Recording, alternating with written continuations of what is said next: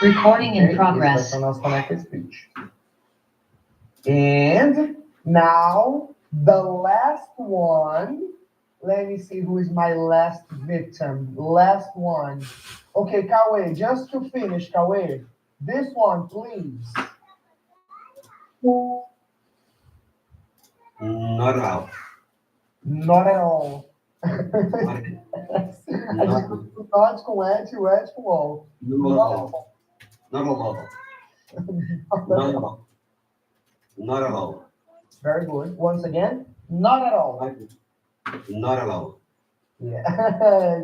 Não vai pensar isso, não. Easy busy.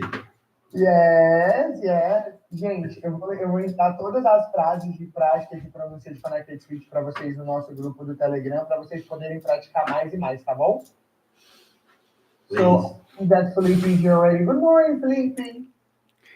Good morning, everybody. Oh, your microphone is off.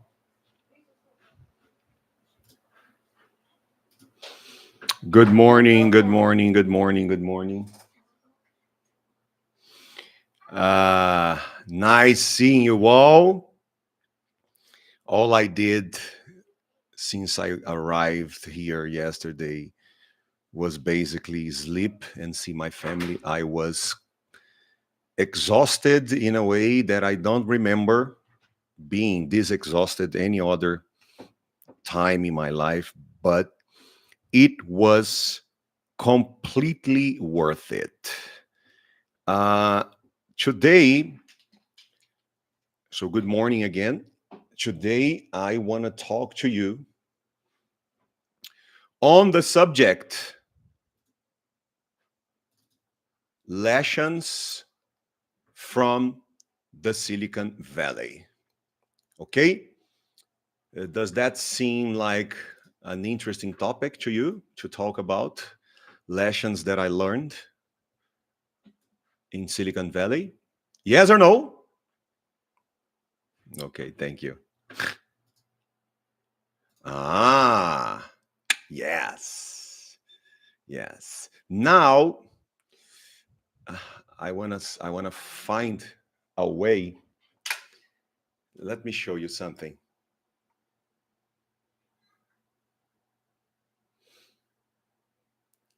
Yeah, but you didn't know how I used to do before, so it's not gonna make any difference. I got myself an adapter so I can use the iPhone as a camera in a easier, most practical way, and I am so excited about it. And I said, oh, I'm gonna show them, but you didn't know all the engineer that I had to do to use my iPhone as a camera before, and now I just plug it. Let me show you. So I've got this adapter. I'll send the picture to my computer and I'll open it for you. Just a minute.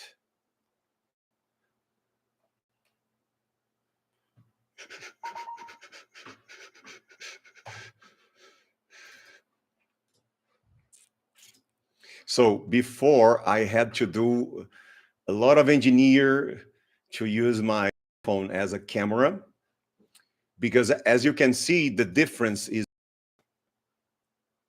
there's a great difference. Yes, the camera from my MacBook right now, the camera from my iPhone. And I don't know if you remember, before the camera would be here on my left and I would speak to looking here. So it was a mess. And it took me a long time. Now, all I have to do is plug the phone and it's there. And then I think it's good because I get to look at you at the same time. So, the subject I want to talk to you about, Leshan from the Silicon Valley. First of all, I want to talk to you about the differences that I discovered for those who speak English and those who don't,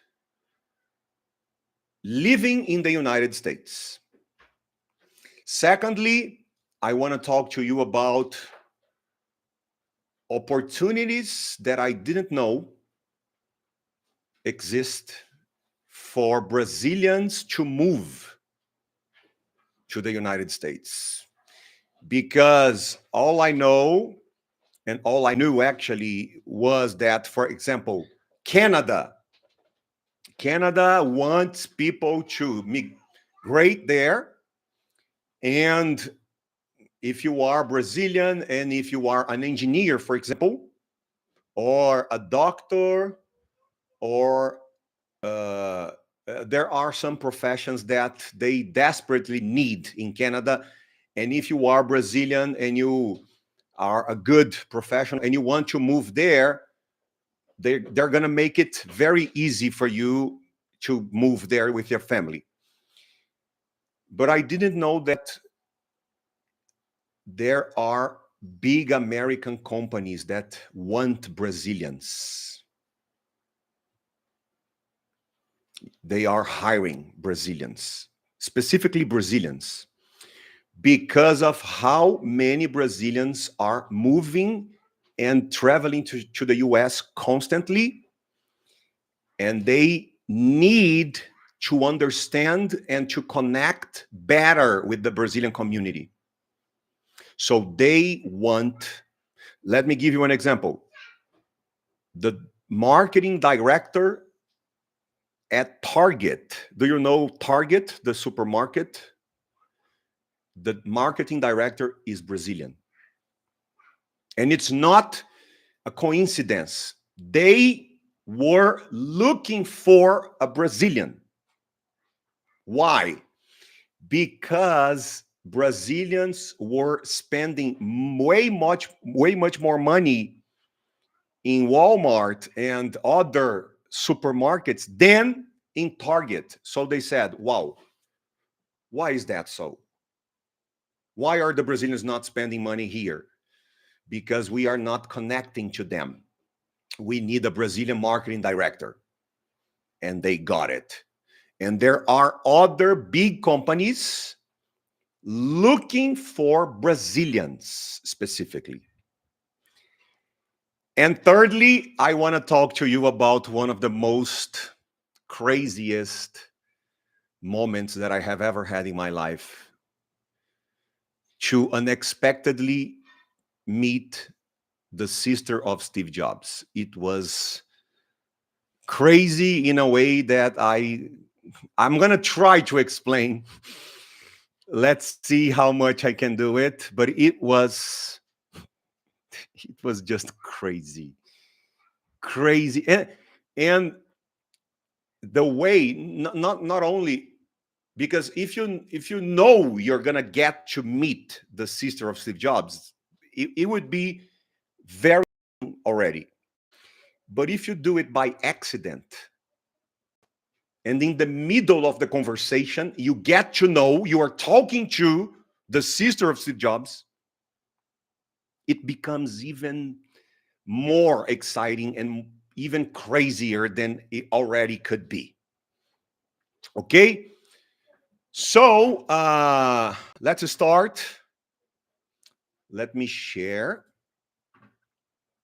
my presentation here with you. Okay. Yes. So,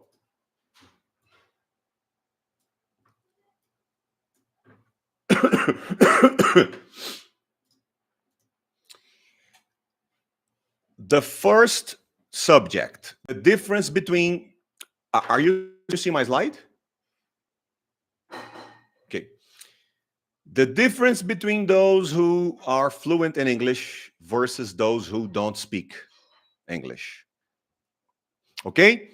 So, what I'm going to share with you, I heard directly from Diogo Boni, CEO at International Rede Globo. Okay? He is Leandro, do you know him? Are you familiar with him? Okay. Do some research later to get to know, because I didn't want to ask him personal questions, but he is the son of Bonifácio Tandandam Bonifácio, who was one of the most important people at Rede Globo. He is one of the people who is going to inherit Rede Globo. Okay, I think there are three heirs, three herdeiros. He is one of them, and he's in charge of all international Rede Globo. Rede Globo, United States, Mexico, Canada, and Europe. And he has, I think he is going to come to talk to us in one of our Saturday mornings. And of course, if he's coming, I will let you know in advance so you can schedule to be here live to ask him questions and talk to him. I'm not going to come here, hey, Boni, start speaking. No, I'm going to people, next Saturday, Boni is going to be here with us in our Saturday morning, so you can rearrange your schedule to be here live talking to him. Okay, so the information I'm going to share with you, I heard directly from him. And Rede Globo has more information about the Brazilian community than the Brazilian consulate. The Brazilian consulate is asking Globo about the Brazilian community because Globo has much more information about the Brazilian community than the consulate itself. Okay, so there are nowadays 3 million Brazilians living in the US, being that the biggest Brazilian community nowadays, okay, the number one Brazilian community in the US nowadays is in Boston, Massachusetts, with 750,000 people.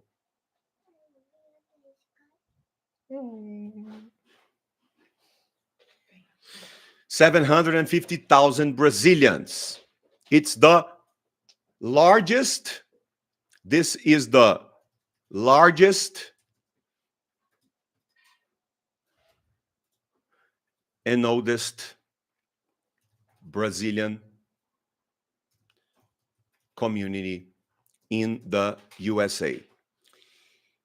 And interestingly,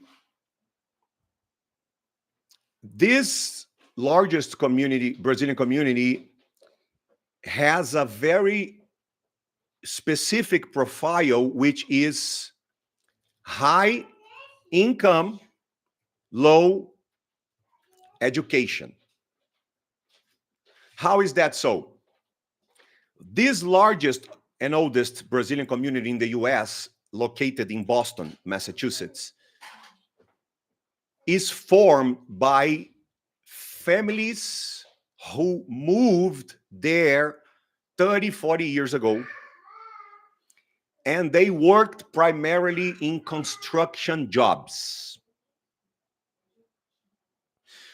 which does not require you to have education. Okay?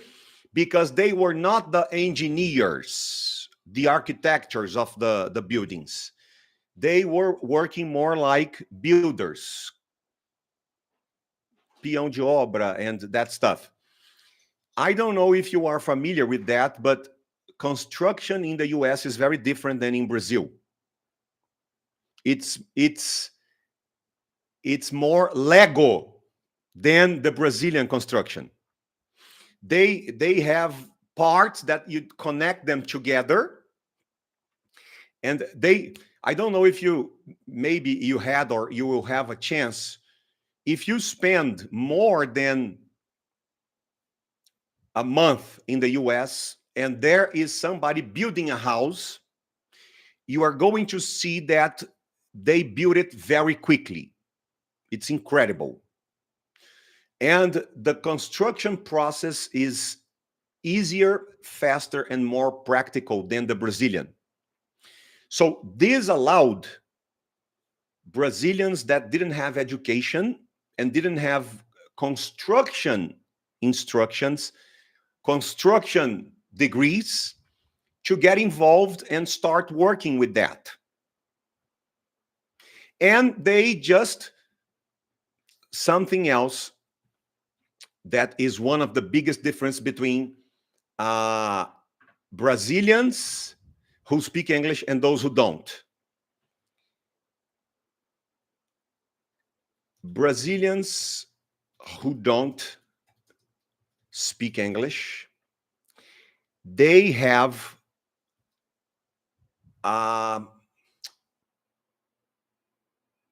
MO, okay? Modus operandi, typical, to make money and send money back to Brazil.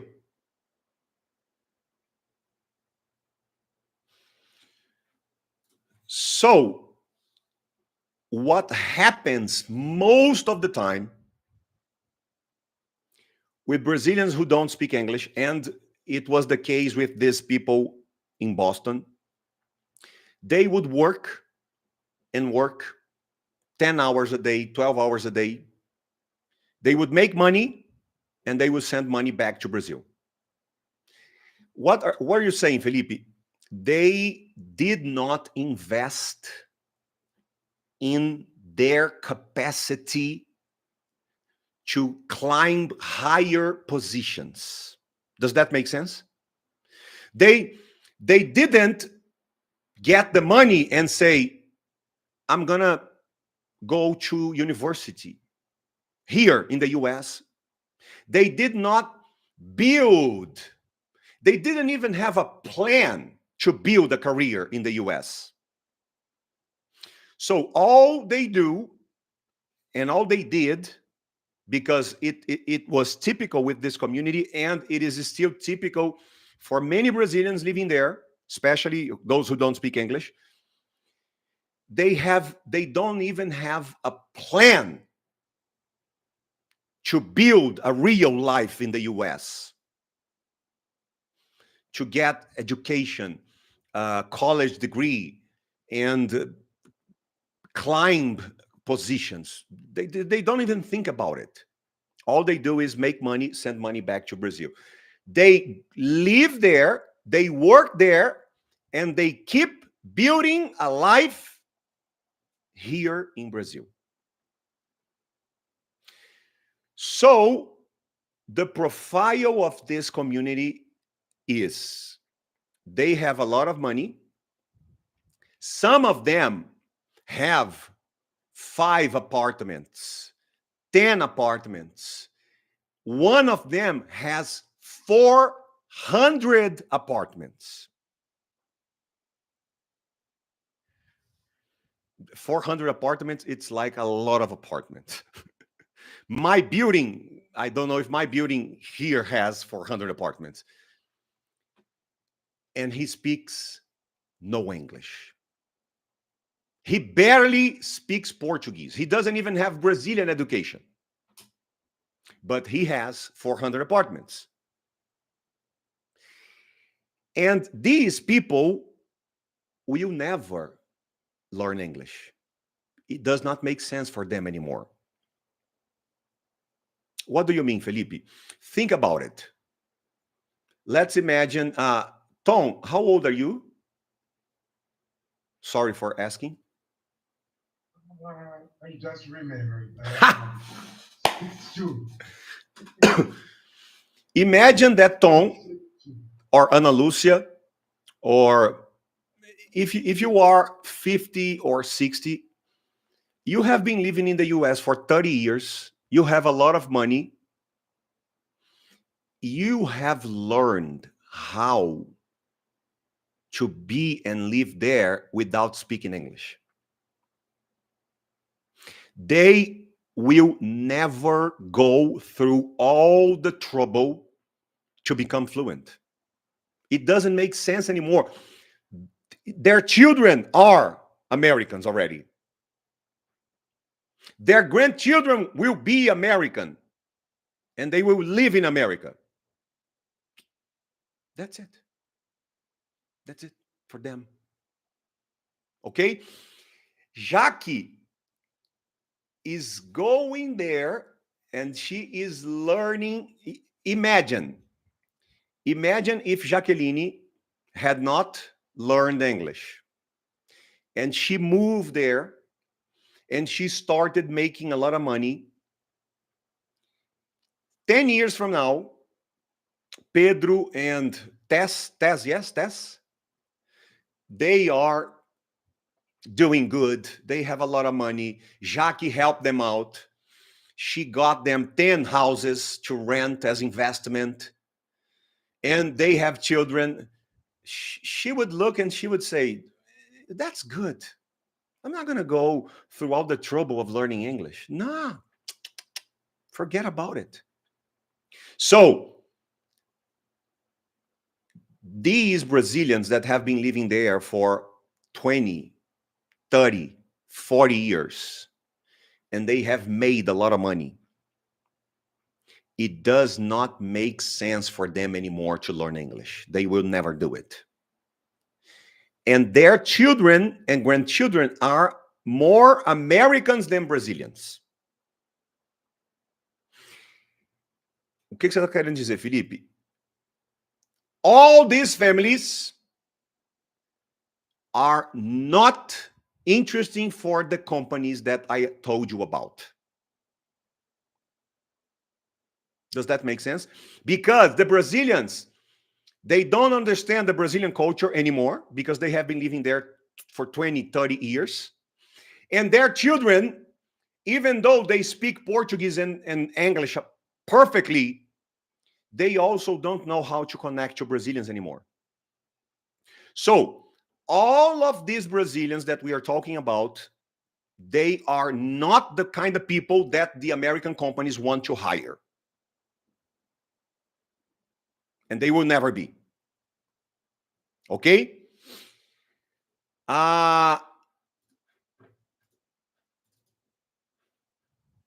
Só um pequeno detalhe. Tudo que eu estou falando aqui, eu vou transformar em atividades e aulas, tá? Para botar no aplicativo, para poder praticar e treinar. E aí, alguns de vocês aqui que às vezes eu percebo assim na cara que você está assim meio struggling, lutando um pouquinho para entender o que eu estou falando, calma que você vai ter bastante tempo para poder absorver tudo, ok? Mas eu quero, até pelo próprio tema geral, eu quero ir aqui no talo do inglês mesmo, e aí a gente vai, durante as semanas, a gente vai decifrando tudo isso. So, 3 million Brazilians living there. The biggest, largest, oldest community is the one in Boston, 750,000 people. High income, low education. The second largest is in Florida, and it will become the number one in about 2 years, because the community in Boston has established itself. It's stopped growing. There are not many Brazilians moving to Boston anymore. It happened a lot, but nowadays Brazilians go to Florida. We all know that. So the community, the Brazilian, the Brazilian community in Florida is about to become the largest one in 2 years. Okay?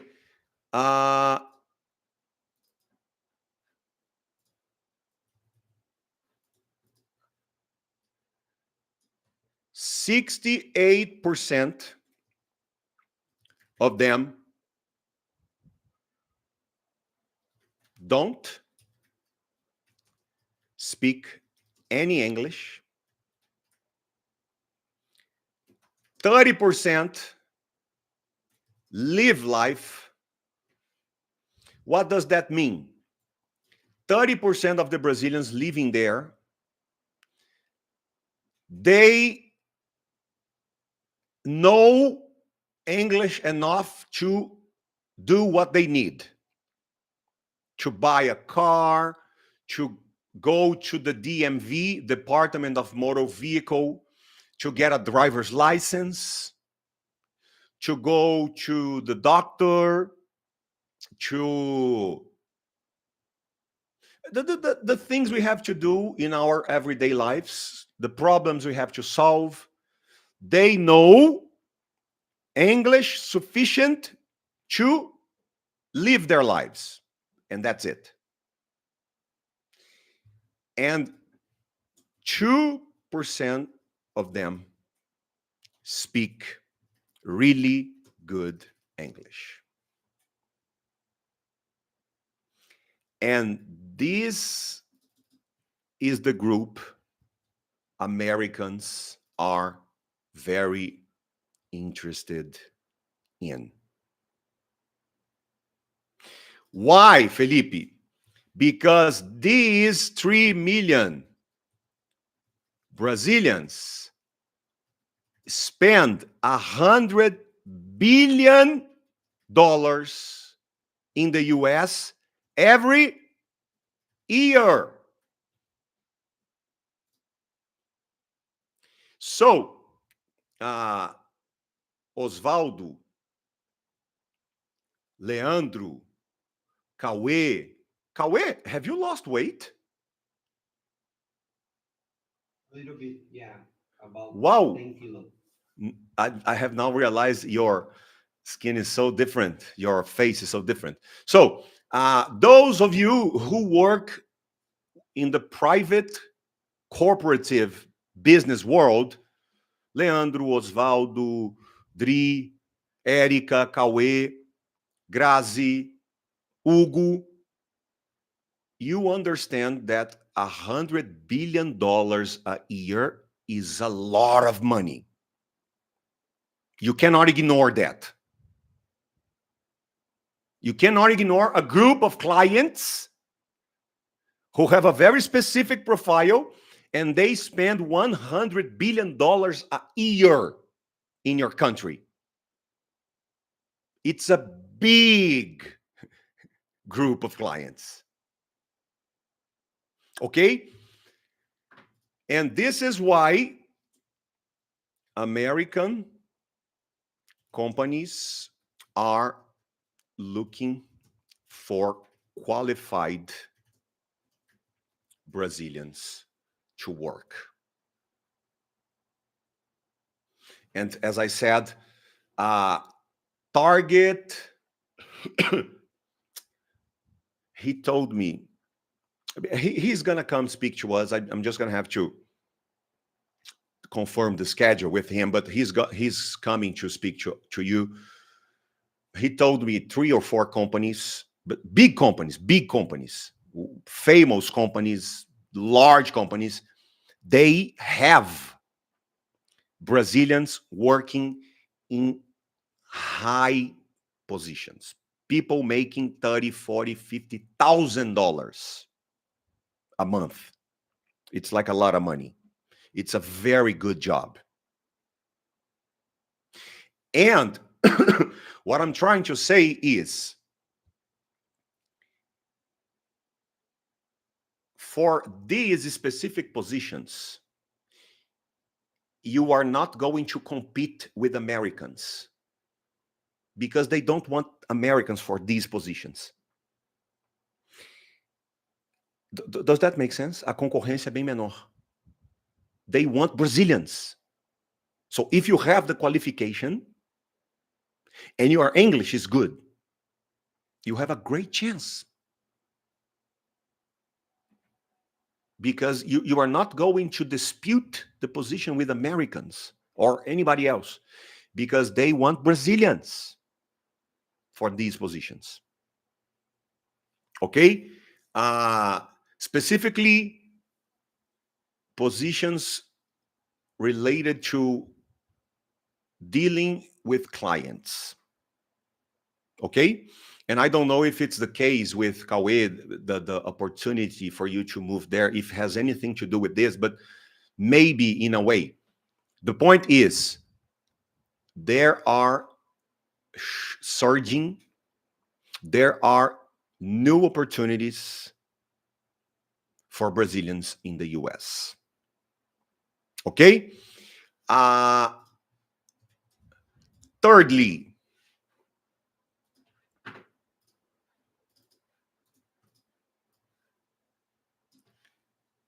how good your English is makes a lot of difference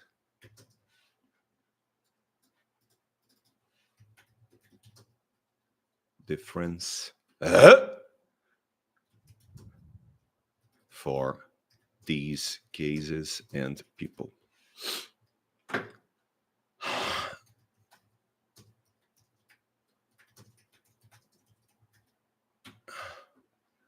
So this is different for me because I had never gone to the US in this business professional context. Do you understand what I'm saying?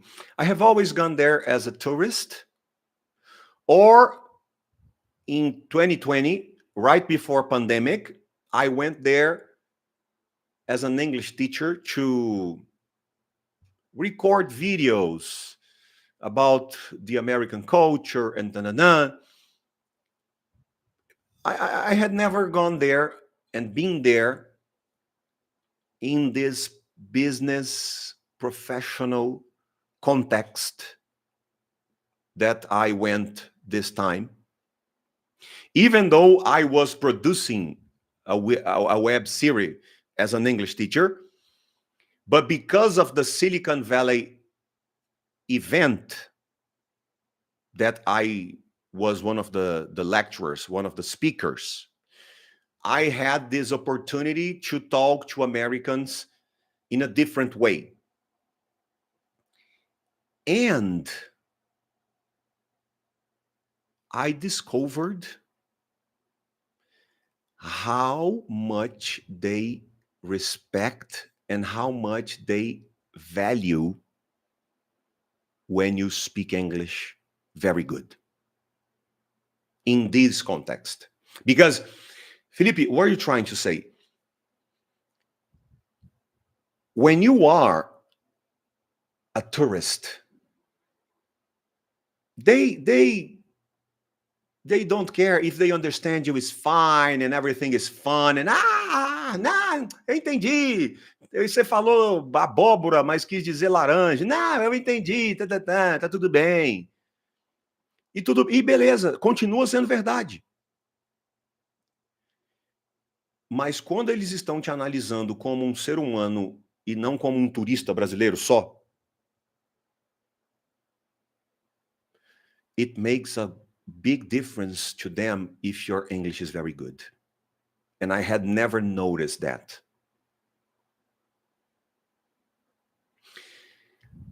When and how have I first learned about this? Sunday, there was kind of a barbecue, kind of a getting together, confraternização in a house for everybody that went to the Silicon Impact event. And it's very cold in California right now, very cold. And there was a fireplace in the backyard, okay? And people were standing around the fireplace, uma fogueira, todo mundo em volta. And we were just talking, everybody was talking. Like it's not a party, but a getting together event, a confraternização, etc. And then, in the middle of the conversation, out of the nowhere, a Brazilian who has a steakhouse, show de carnes, like a fogo de chão, e inclusive ele veio do sul, vida inteira, tem muita gente no sul assim, que cara, nasce e ele é criado dentro de churrascaria. Inclusive aqui em São Paulo, Brasília, quando você vai nessas churrascarias, a galera toda de lá é do sul, porque eles treinam as pessoas anos e depois eles abrem uma unidade e eles levam tipo 15, 20 pessoas para poder tocar a churrascaria lá. E esse cara viveu isso, só que agora ele está lá nos Estados Unidos e abriu a dele. He started drinking wine and he started becoming more and more honest. And then his filter was getting lower and lower and lower. And then out of nowhere, he said, Felipe, I have been living in the US for 10 years. I have never seen a Brazilian speaking English like you. Never, not even close. You have the best English that I have ever seen a Brazilian speak. And next to him, there was an American, Susan, and I had been talking to Susan for 20, 30 minutes. And when Celso, he spoke to me and then he turned to her and he said, I'm talking to people that Felipe's English is amazing. When he mentioned that, Susan said, yes, his English. And then it became very clear to me that the level of attention she was giving to me was connected to how good she felt about speaking English with me. Do you understand what I'm saying? It's like she was unconsciously looking for somebody to speak to, and then when she found me and she realized my English was very good, this is it. Found it. And then she spoke to me for like 30, 40, 50 minutes. And basically, if I wanted, I could have spoken to her for 3 hours. Everything that I was saying, she was like listening and listening and listening and listening. I talked to her about digital marketing. I spoke to her about Jesus, about the Bible. I was preaching to her, and everything that I wanted, I just could have kept going. So that was the first time I noticed the quality of your English can have a big impact on your experience. And then I'm talking about a level of English when you do not make mistakes and your pronunciation is very good. because we always talk about this. I don't speak any English. I speak English enough to communicate myself so people understand me. I speak everything. I am fluent, but I make some mistakes. My pronunciation is not that good. But when you get to the last level, where you are fluent and you don't make mistakes and your pronunciation is amazing, they will treat you differently. And I had never noticed this. And then the other day, we went to Google, and then we went to Apple, and then I cried a lot because I visited the first. Nowadays, Apple is in a place called Cupertino. Cupertino is like Jundiaí, Campinas. It's a small city 1 hour away from San Francisco. And Apple basically bought everything. I asked, oh, this building is also, it also belongs to Apple. And then he said, all of this area is Apple's. 150 buildings. 150 buildings. Including the Apple Park, the big building that I took a picture. Are you familiar with the Apple Park? The circle? Yes? No? Let me show you real quickly.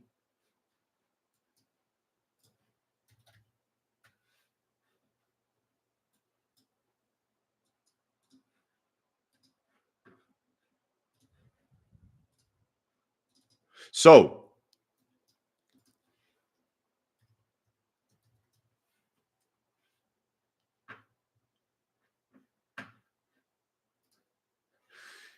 and then some of you may ask, Felipe, you seem so happy about California, San Francisco. Are you thinking about moving there? Completely. It's all I can think about all day. It's the best place in the world. I'm crazy about that place. Crazy, crazy, crazy. So, can you see my map?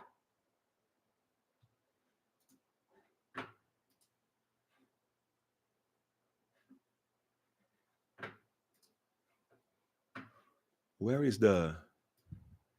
Oh, yes, this is it. So, as I said,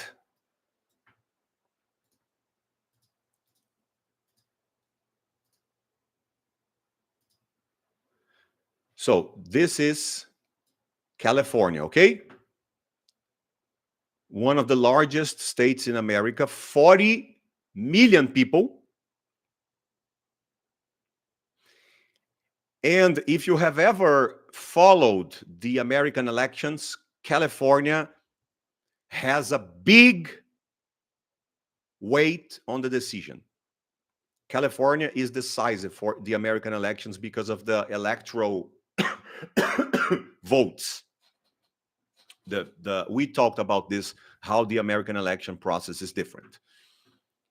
Here in California, you have Los Angeles down here, okay? Everything I'm talking about, it's up North California, around San Francisco. And then when you get closer, so this is San Francisco. Can you see the border of San Francisco in the map? This is very, very interesting. This is very, very interesting. San Francisco is like Morumbi. It's the size of a neighborhood in São Paulo. It's an island. And why is this important? Because this is the reason why Uber exists, Airbnb. Because they didn't have anywhere to go. There wasn't any other place to build. And people need a place to stay. So somebody came up with something called Airbnb. Because San Francisco is so small, the traffic is terrible. The public transportation does not work. Somebody came up with something called Uber.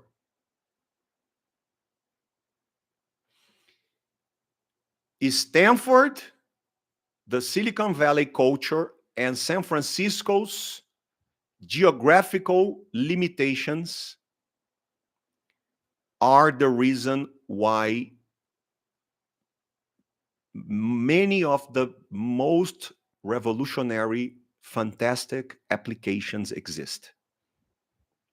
It's a place where there are a lot of problems, and there is a culture of solving problems in disruptive ways.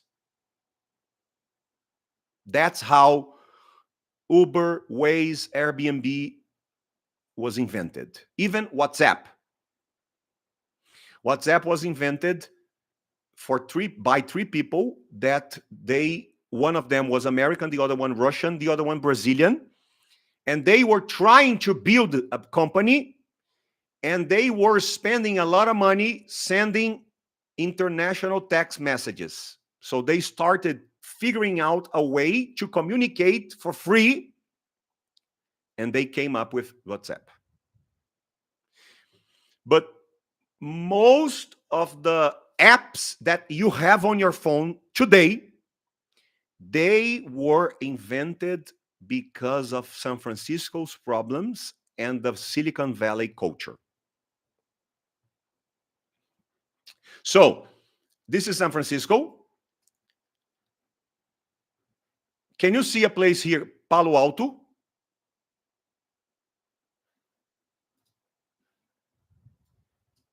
Palo Alto. Okay? This area here is where the Silicon Valley is. Because there, if you look everywhere, there's no place in the map. Oh, this is the Silicon Valley. It doesn't exist. Silicon Valley is here, south of San Francisco, especially Palo Alto. And this is where Facebook is located. Stanford is right here. It's where Netflix is and all those famous companies, okay? Now, Cooper.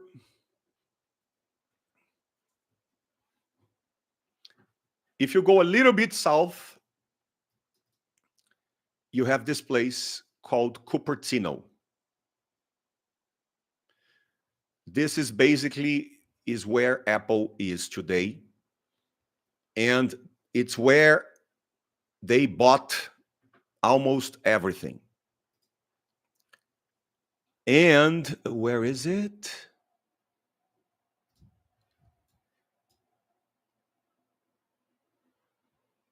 Here.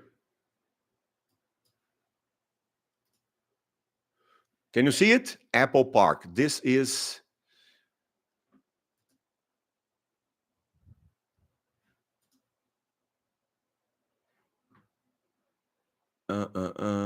this is it. This is considered one of the most incredible and intelligent cooperative buildings in the planet, because they built this place like recently, and they built it based on everything they had discovered about environmental sustainability and even things that are required for a good cooperative environment.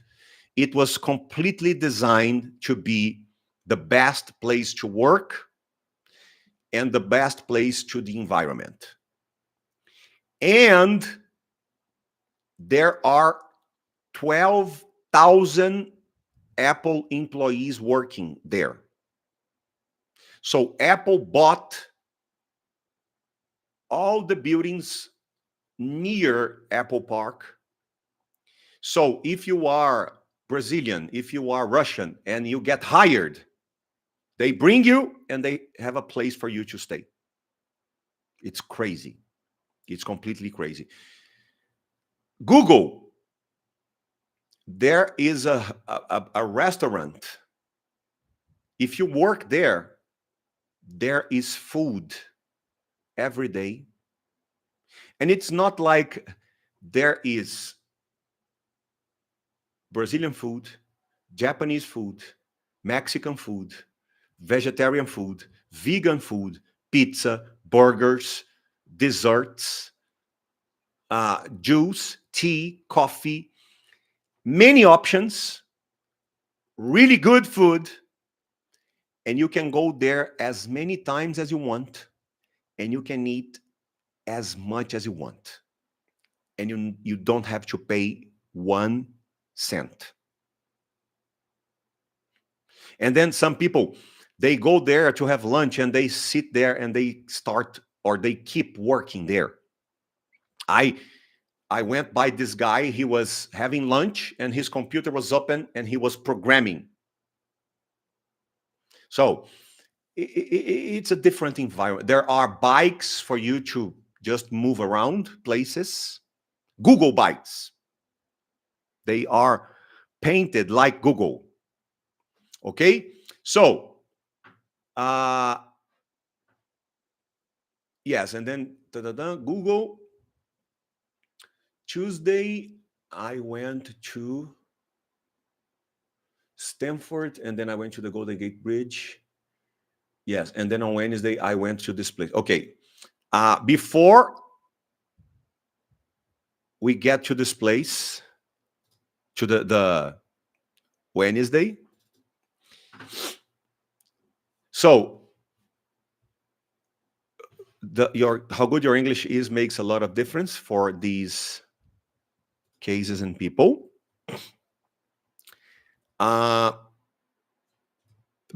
Basically, Brazilians who don't speak English are working with and as house cleaners, baby sitters, Uber drivers, food delivering, and waiters in restaurants. They work 10 to 12 hours a day.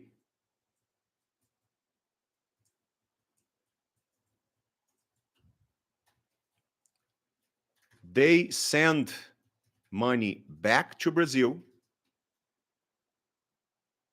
And after some years, they come back here.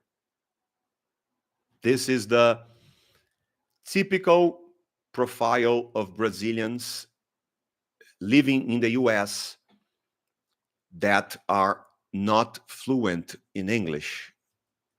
I think we can make it better like this. Yes.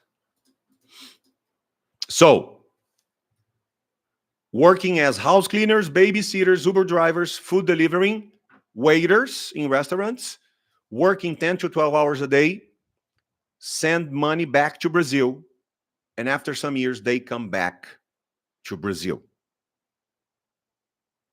Okay?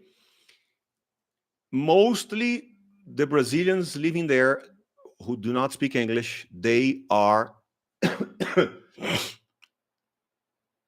just working in lower positions for Americans.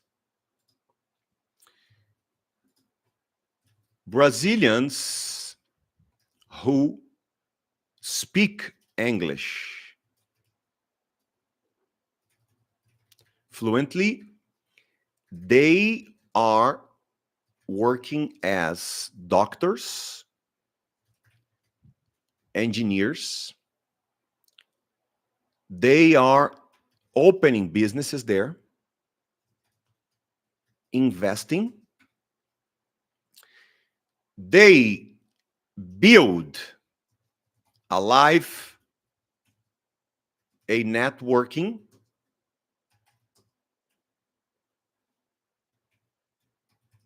and a career there. And they reinvest the money they make in their future there. Does that make sense? It's not about working, sending money to Brazil, money to Brazil, money to Brazil. Because I'm going to go back to Brazil, I'm going to have no life here. No. So there is a great difference in the way they think.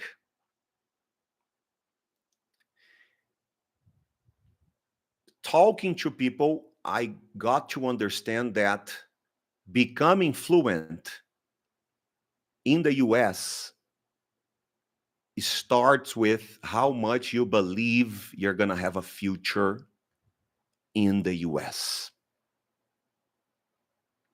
These people, they are becoming friends with Americans, and they are getting respected by Americans. Okay? This guy that I told you about, Celso, he is the proprietor of Show de Carnes, a Brazilian steakhouse. He has 74 private clients that hire him to private events, private barbecue.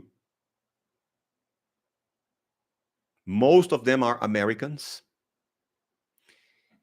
One of them is a big NBA celebrity, one of the most famous basketball players in America, with over 55 million followers on Instagram. And he told me that next time I go there, he's going to take me to his house. We're going to spend Sunday there. We're going to do barbecue together, and we're going to talk to him and record and all that stuff. So the life of people who speak English fluently is completely different, but not just because of the English.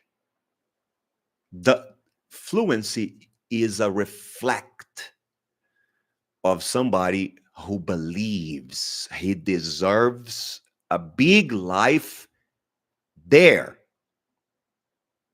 in the United States of America. Okay? Now,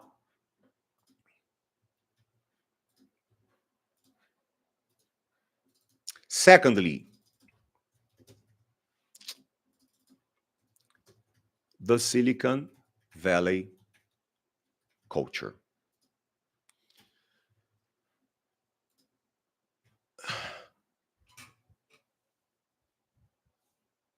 The pandemic, smartphones and apps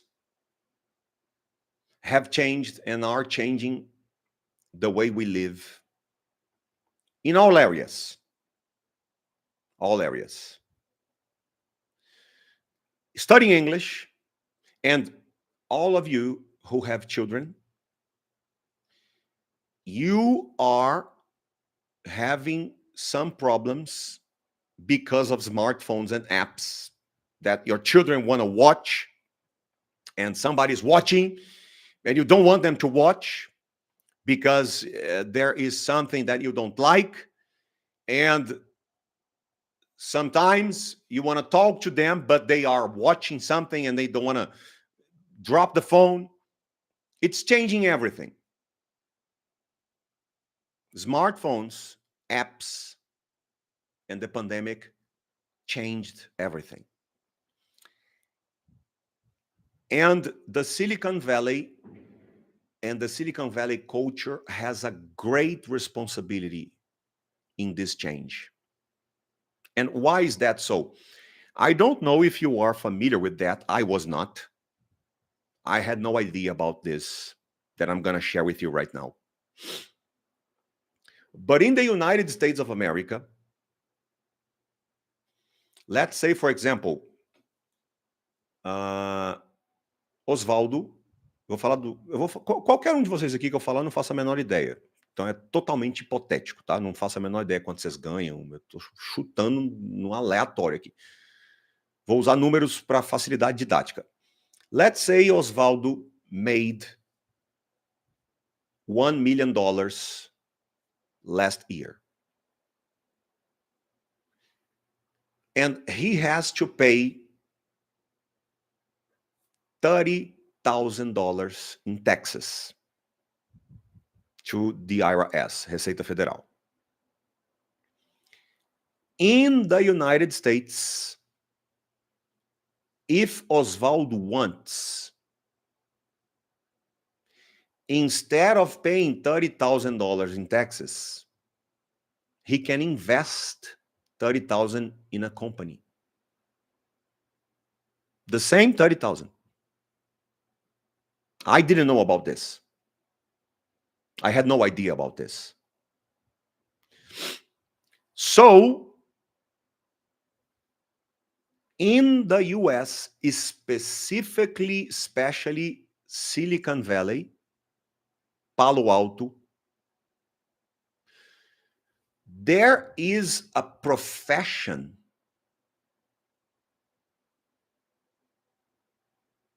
that consists of finding companies to invest money.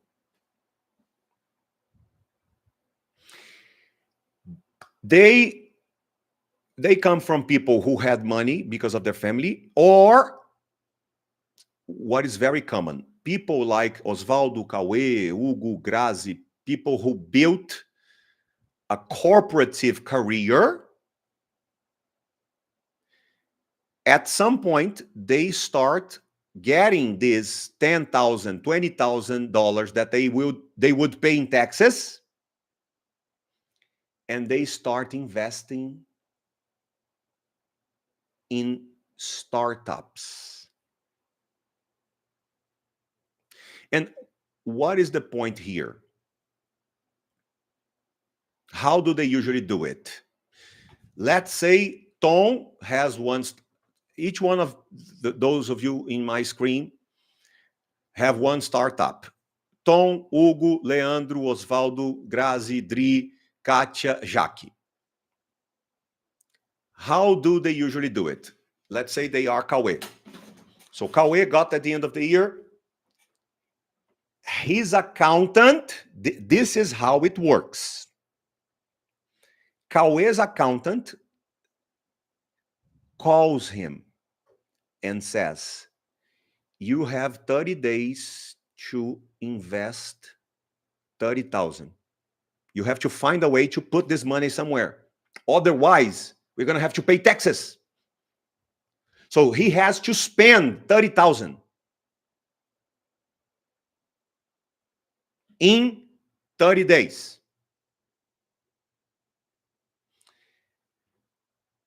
For 30, 40 days, Cauê will look for the best possible options to put this $30,000. So, for example, he's not going to have much time to go deep in the company.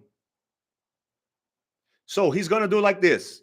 He's going to put 3,000 in Tom's startup, 3,000 in Hugo's, Leandro's, Oswaldo's, Grazi's, Dri's, Katia's, and Jaque's startup. 3,000, 3,000, 3,000, 3,000, 3,000. Usually, all of them will become nothing. One of them will become 10, 20, 30 times worth what it was. So Cauê had $30,000. He lost 27,000 invest, and he knows that. He knows 9 of his investments will probably become nothing. He's going to lose money. It's never going to come back. But one of them, $3,000 will become 300,000. When he finds the one, the multiplication is like 10, 20, 30, 40, 50 times. But pay attention. Let's say Grazi's startup was the one, and then Cauê put $3,000 there, and other people invested. Grazi did what she wanted to do, and the valuation, the EBITDA of the company, exploded, and now Cauê's 3,000 is worth 300,000. From 3,000 to 300,000, there is a 297,000 profit. Are you following my? At some point, Cauê will sell his part in the company because he's not a businessman. He is an investor. So at some point, he will go to Grazi and he will say, Grazi, congratulations. God bless you. I want my money back. And Grazi will sell. She's going to go to a place and she's going to say, guys, somebody is selling his 3% participation in my company. Nowadays, and there are accountants who do the math, there's a valuation. His 3% participation is worth 300,000. Somebody's paying, Cauê gets his $300,000. He will have made a $297,000 profit, and he's gonna have to pay taxes on this profit. What is gonna happen? His accountant will say, hey, because of that participation you sold in Grazi's company, we have to pay $50,000 of taxes. You have 40 days to spend $50,000. Are you getting it? What is Silicon Valley? Silicon Valley is the place where hundreds of people do this. This is what they do. This is their profession. So what my friend told me was, and just a quick note here. My friend who lives there, and this is his profession today. And he used to be a vice president at Intel. And we used to be friends back in Brasilia. We attended UNB together. I would do electric engineer. He would do mechatronic engineer. I don't know how to say engineering mechatronic in English. We became friends. We would go to Helios nightclubs together. I don't know if you know it, but Hélio, my father-in-law, Jessica's father, he used to be a promoter in Brasília. And me and this guy, his name is Sadek. O Sadek vai vir falar com a gente também. Vai vir fazer uma mentoria, vai bater papo com vocês. We were friends. And then he moved to the US 20-something years ago. to work for Intel. And in the middle of the process, he and two friends, they invented a technology. And it's very common there. Somebody asked to see the technology. They did a meeting. 10 days later, the guy calls him and says, we are paying $200,000 for your technology. And he was like, how? Much more than the $200,000. He was impressed by how easy it was for the guy to offer 200,000. He didn't ask to see details about the company, nothing. He took a quick look and he offered 200,000. He sold the technology. And after the deal was closed and everything, he called the guy and then he said, hey, I need to understand, what is your job? What do you do? How did you pay $200,000 so easily? Like, you didn't even see my company. He didn't even visit the company. He didn't ask to say, where is your office? I want to see it. And the guy answered, I paid you $200,000. He bought the business for 200,000, shut down the company, fired everybody, and sold just the technology for $1 million in 1 week, because he knew who was going to buy it. It's a company called Cyrus, alguma coisa. Ele vai explicar para vocês direitinho. When he sold the technology, he said, Citrus is going to buy this for 1 million. Sadek, 200,000. 200,000. Agora, presta atenção, para ficar mais doido. Where did he get this $200,000 from? He was going to have to pay taxes. Ao invés de pagar imposto, ele pegou os 200 mil e comprou a tecnologia. Vendeu por 1 milhão, 800 mil de lucro. Dali tem que pagar mais não sei quantos mil de imposto. O que ele fez com esse dinheiro? Reinvestiu. Porque ele ia perder o dinheiro. É por isso que é tão assim.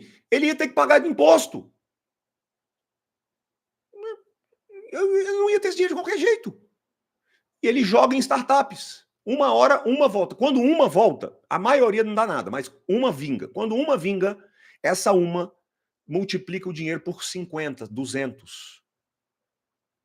Aí ele ia ter que pagar imposto. Ia perder o dinheiro. Joga em mais outras 15. Resumindo, Sadek told me, if you are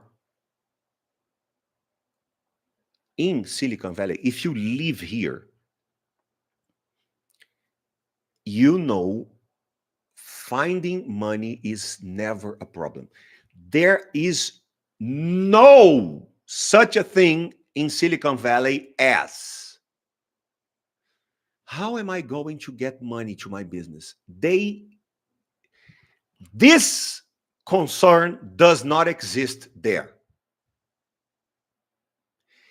Everybody there knows all you have to do is invent a disruptive solution to solve a problem.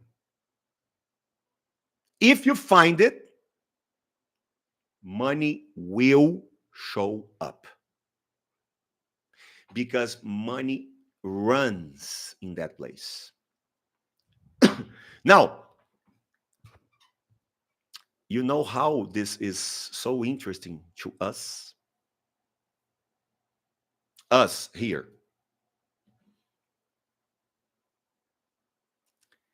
because he watched my presentation on Saturday. And at the end of my presentation, I showed how I am using artificial intelligence to build the new classes and audios and all that stuff. And then we went out to dinner. And in the middle of dinner, he looked at me and he said, you know, it's kind of easy to find money to invest in your business here. Your app is very good. It would not be difficult to find people to invest. I think I can already think of some people that if we show them your app, they might invest money. To make it, to finish all the things that I wanted to have, but they are still not there. Speech recognition, for example, Cauê, the technology that we are talking about that we are missing in our app, to be able to receive feedback from my speech. And other Rosetta Stone things, that types of exercises, the ranking of the students, the community so people can talk and discuss. All the improvements that might cost, I don't know, $30,000, $40,000, $50,000 to implement. He said, it's not difficult to find this money. My point is, first of all, I wanted to share with you this culture. For me, it was amazing. Secondly, those of you who have, in so many ways, have been participating in the improvement of our app. For example, Osvaldo, last 2 weeks ago, we did the thing about Osvaldo's pack, and then he sent me afterwards his final work. This might go to a whole new level. To a whole new level. As I said, we now, just a moment.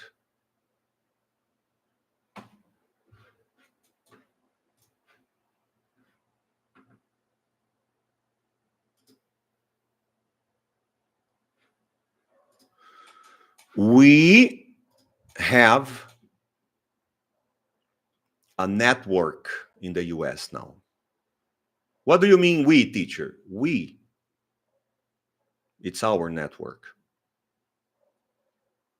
I want to include you in all ways that are possible and make sense to make everybody's lives better. So we do have new connections there, and God was with me on this trip undisputedly. There were so many signs that God was saying, I am here with you. I'm doing this. For example, some of them. I went to Stanford and everything was closed because of Thanksgiving. And I said, oh my God, I wanted to go to the place where Steve Jobs, some of you have already seen the video from Steve Jobs' commencement speech at Stanford. It became a class in our app. And I wanted to go there. but it was closed. Everything was closed. But there were 3 guys. They were going to work, 3 gardeners, and they had to do some work. And they were doing it exactly at the time I was there. And they opened the door, and I was able to go inside and record 10 videos. And then they said, "Hi, we have to leave now. Let's go." And at that time, I understood that it was open for just a window of time, exactly at the time I was there. The chances of that happening are so small. And what happened at Steve Jobs' house was just unreal. I'm going to show you the video, and then I will explain how this crazy thing happened de conhecer a irmã do Steve Jobs, que me contou coisas que ninguém sabe, não está em livro nenhum, e que várias televisões já ofereceram tudo para ela, só que ela, aí vocês vão entender, eu vou contar um pouquinho do contexto, porque a gente está aqui nesse ambiente fechado, vocês vão entender o porquê que ela nunca quis contar e não vai contar tão cedo. Deixa eu passar